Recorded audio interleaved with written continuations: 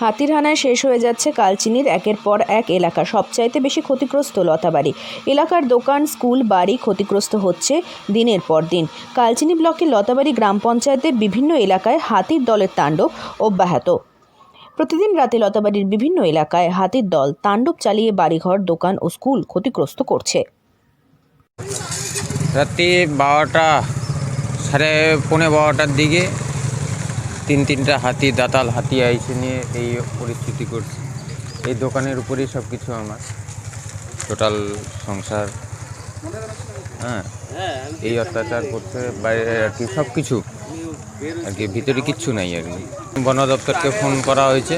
বন দপ্তর প্রায় 45 মিনিট পরবর্তীতে রেঞ্জ অফিস থেকে আর কি মোবাইল ভ্যান আসছে, আসার পরবর্তীতে ফটো তুলিয়ে নিয়ে গেছে।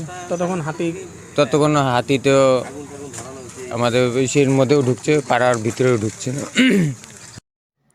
জানা যায়, বক্সা ব্যাঘ্র প্রকল্পের জঙ্গল থেকে 5টি বুনো হাতির দল রোজ রাতে প্রথমে উত্তর লতাবাড়ি এলাকায় ঢুকছে। এলাকার বাড়িঘর পুরোপুরিভাবে ক্ষতিগ্রস্ত করে দিচ্ছে, বাড়ির সমস্ত জিনিসপত্র নষ্ট করে দিচ্ছে হাতির দলটি। এলাকার বাসিন্দা প্রিয়াঙ্কা মুন্ডা তার ছোট শিশুকন্যাকে নিয়ে বাড়িতে একদিন ঘুমোচ্ছিলেন। কোনো রকম বাড়ি থেকে পালিয়ে তারা প্রাণে বেঁচেছেন। এই এলাকার এক এসএসকে স্কুলও ক্ষতিগ্রস্ত করেছে হাতির দলটি। এছাড়া এলাকায় আরও 2টি ঘরে হামলা চালিয়েছে হাতির দলটি। পরবর্তীতে হাতির দলটি হ্যামিল্টনগঞ্জের রবীন্দ্রনগর এলাকায় ঢুকে পড়ে। এলাকার বাসিন্দা হরিশ সরকারের দোকানে হানা দিয়ে দোকান চুরমার করে দিয়েছে। দোকানে রাখা সমস্ত সামগ্রীও খেয়ে ফেলেছে হাতির দলটি। এই বিষয়ে হরিশ সরকার জানিয়েছেন, একমাত্র দোকানের ওপর তিনি নির্ভর ছিলেন। হাতি এসে দোকান চুরমার করে দিয়ে গিয়েছে, তার সংসার চালানো এখন দায় হয়ে যাবে।